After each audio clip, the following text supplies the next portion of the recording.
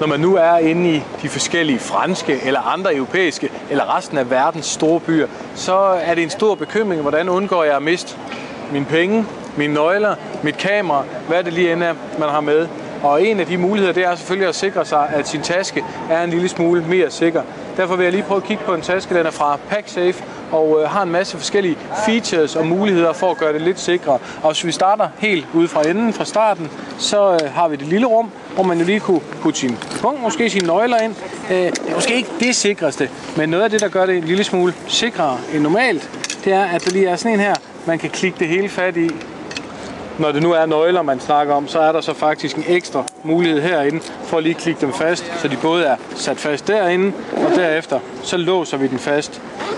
Op, skal vi lige have fat i den. Låser den fast heroppe i toppen, så skal der altså meget til, man kommer ind til nøglerne og mister dem.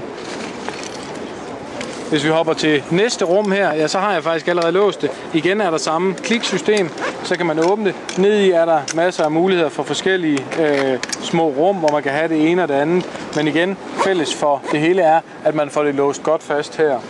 Hvis man kigger på det store rum her, allerbagerst, så kan man se, der er plads til en bærbar computer, man kan have herinde. Så er der et stort, fint rum her, og lynlåsen den lukker ned her til siden, hvor den får fat i en haspe igen.